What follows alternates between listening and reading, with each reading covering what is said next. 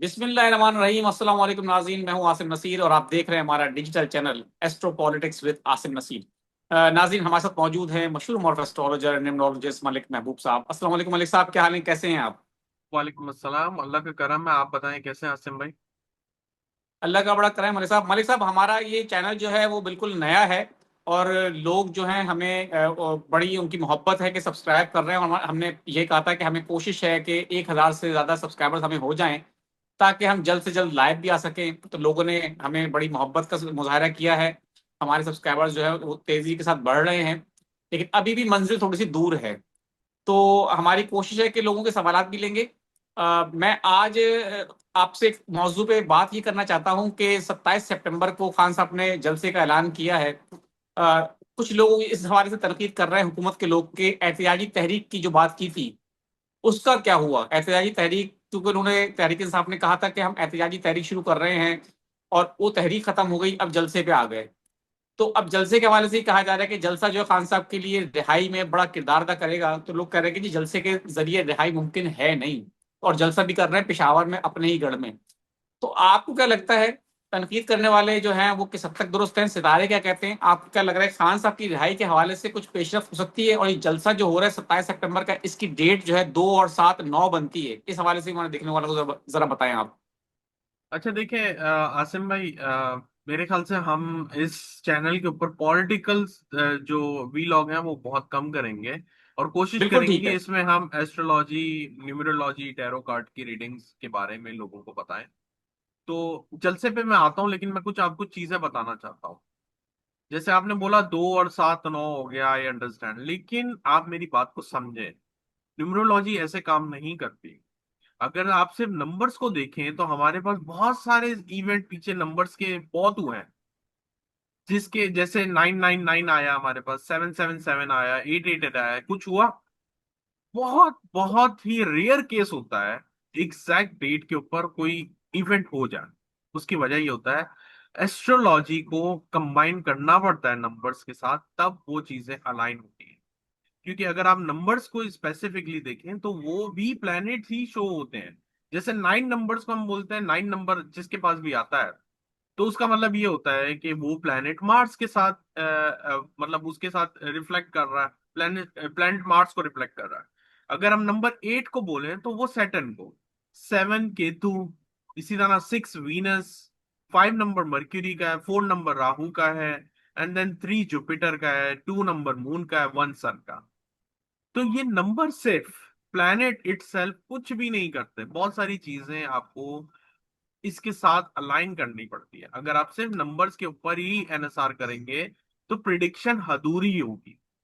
तो जैसे आप मुझे ये भी बोलते हैं अक्सर वीलॉग में कि सर इनके बारे में बताएं, तो मैंने आपको यही समझाया हुआ है कि अगर मैं ये नंबर से देखता हूं तो ये आपको एक ओवरव्यू देता है, ये कंप्लीट बिल्कुल प्रिडिक्शन ठीक। नहीं है।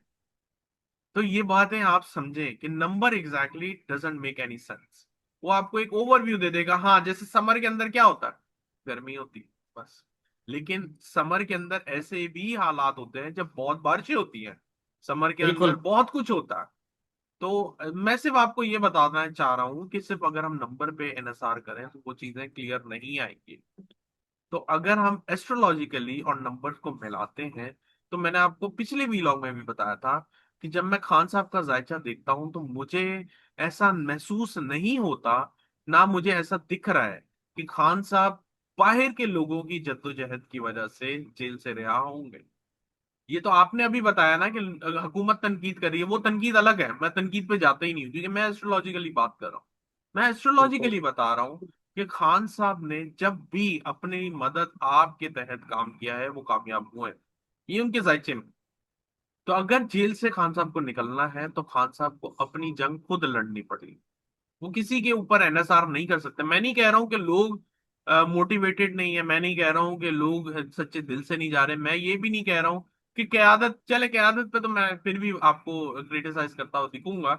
लेकिन मुझे ऐसा लगता है कि ये कोई भी खान साहब की रिहाई में अहम किरदार अदा नहीं कर सकता until until and unless Khan साहब कोई ऐसी तहरीक चलाएं जो वो खुद लीड करें। अब बात वही होती है कि वो खुद कैसे लीड करेंगे, क्योंकि वो तो जेल के अंदर है। तो तहरीकें चलती हैं, जेल के अंदर से भी तहरीकें चलती हैं। लेकिन मसला ये है कि जो ये पीटीआई की क्यादत है, अनफॉर्चुनेटली ये मेस क्रिएट कर रही है। अभी मैंने जैसे कहा था, जैसे ही हम सोलर इक्लिप्स के बाद आगे बढ़ेंगे, आपको पॉलिटिकल डायनामिक्स में बहुत हलचल महसूस होगी। अब वो जो तूफान का था, इमोशनल ट्रॉमा, ये सब चीजें ओवर हो गई हैं। अब हम एक नए दौर में एंटर हुए हैं। वो दौर है पॉलिटिकल डिस्टरबेंस का, और ये आपको बहुत क्लियरली नजर आएंगे। पीटीआई आपस में लड़ती हुई सुनाई दी जाएगी, नून लीग आपस में लड़ती हुई देखी जाएगी, पीपल्स पार्टी अलग। मतलब लोगों के जो मसले मसाइल हैं अब सरेआम होते हुए नजर आएंगे, स्कैंडल्स जो है बाहर आते हुए नजर आएंगे। तो ये चीजें अभी जरा मुझे ऐसा लगती है बहुत कॉमन है जो नजर आने वाली है।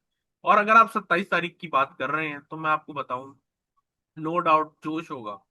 लेकिन जो तनकीद में हुआ है, जो कह रहे हैं, मुझे हालात वैसे ही दिख रहे हैं एस्ट्रोलॉजिकली, कि उससे खान साहब की रिहाई में कोई फायदा होता हो मुझे नजर नहीं आ रहा। बिल्कुल ठीक है मलिक साहब, आपने हमेशा कहा है कि अली अमीन गंडापुर साहब जो है वो आपने उनको हमेशा क्वेश्चन मार्क लगाया है उनकी शख्सियत के ऊपर कि आपको समझ में नहीं आते। उन्होंने एक स्टेटमेंट दिया था पिछले दिनों, उन्होंने कहा कि जी पीटीआई में मुनाफिक लोग हैं काफी। वो उन्होंने खुद ही कह दिया कि जी हमारे अंदर मुनाफिकीन भरे हुए हैं। और जितनी कोशिश वो कह रहे हैं कि मैंने की है खान साहब की रिहाई के लिए, किसी ने भी नहीं की। तो आपको उन्होंने जवाब दिया है ये कि मैंने जितनी कोशिश की किसी ने भी नहीं की, मैं बहुत सिंसेयर हूँ खान साहब के साथ, मैं चाहता हूँ बाहर आ जाएं, लेकिन खान साहब जो है वो आ, मुज़ाकरात के लिए हामी नहीं भरते, और वो कह रहे हैं कि अब मेरे बस में बात रही नहीं है, खान साहब खुद ही डायलॉग कर लें। देखिए, अब उन्होंने भी बात कर ली है ना सर। चले मैं मान लेता हूँ उन्होंने बड़ी कोशिश की है। लेकिन मैं जो क्वेश्चन मार्क लगा रहा था, मैं किसी और एंगल में लगा रहा था। मैं ये नहीं कह रहा था कि वो मेहनत नहीं कर रहे, वो मेहनत कहीं और कर रहे हैं। बात ये है, मुझे इसलिए समझ में नहीं आते वो बातों के लिए। देखिए, हर चीज के लिए कोई बंदा असाइन होता है।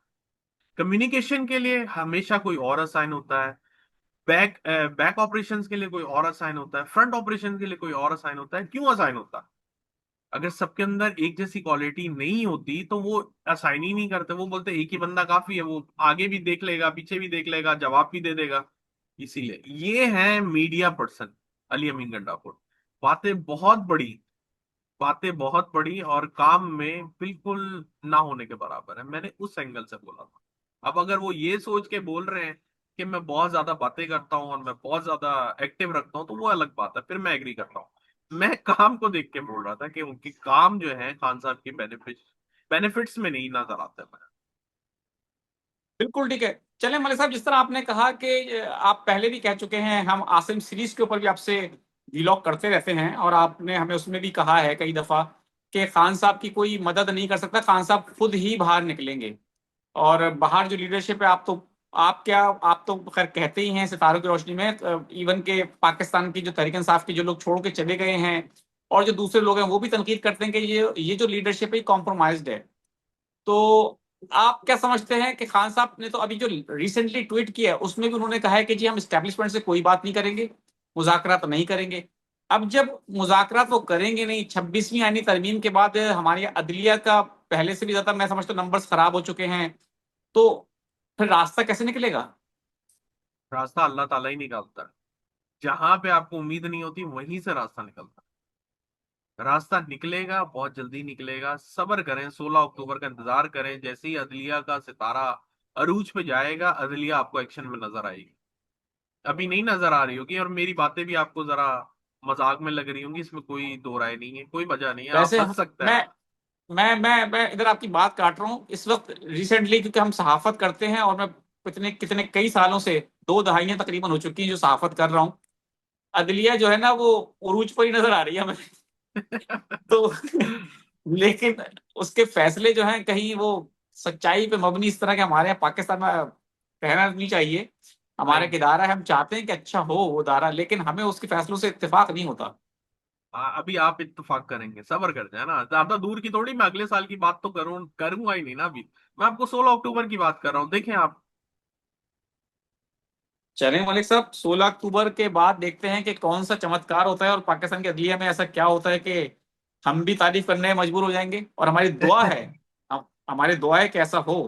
मलिक साहब इंशाल्लाह कुछ होगा। सवालात ले लेता हूँ, बहुत सारे लोग जी। सवालात कर रहे हैं नए चैनल पे भी और शिकायत भी कर रहे हैं कि आप सवालात ले नहीं रहे हैं, तो मैं पहले ही बता दूं कि जिन लोगों के सवालात रह जाते हैं हम अगले किसी ब्लॉग में ले लेते हैं।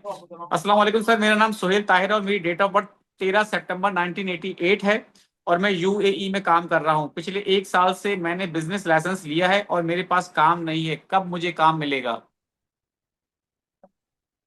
मेहनत करें, काम मिलना चाहिए, इसी साल से मिलेगा आपको। बिल्कुल ठीक है। सैयद मोहम्मद कमाल हैं, इनकी मेरे ख्याल से वालिद या वालदा ने मैसेज किया है, वो कह रहे हैं कि मेरे बेटे की जॉब जो है उसको कब मिलेगी। सैयद मोहम्मद कमाल नाम है और उर्फियत मुअज्जम कह रहे हैं वो है। डेट ऑफ बर्थ है 27/5/1993।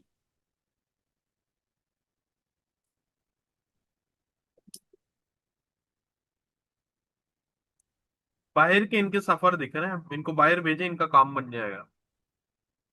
अल्लाह इनके रास्ते और उनकी मंजिल आसान करे। इरम फातिमा है, इनकी डेट ऑफ बर्थ है 1 जून 1979। मैरिज मैरिज इश्यूज हैं इनको। 1 जून 1969। 1979। 1979।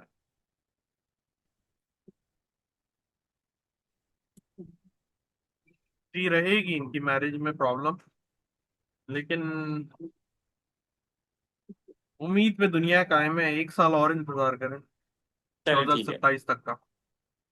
कितनी बार पूछा but no answer, please reply. Asiya Bano 10/8/1983। सेहत के हवाले से ये जानना चाहती हैं अपनी। अभी मुश्किल ही है, नेक्स्ट ईयर से इम्प्रूवमेंट आना शुरू होगी, एंड से, नेक्स्ट ईयर के एंड से। 15/12/1996। प्लीज बेटा बता दें बाहर जाने के लिए कब अप्लाई करें और किस मंथ।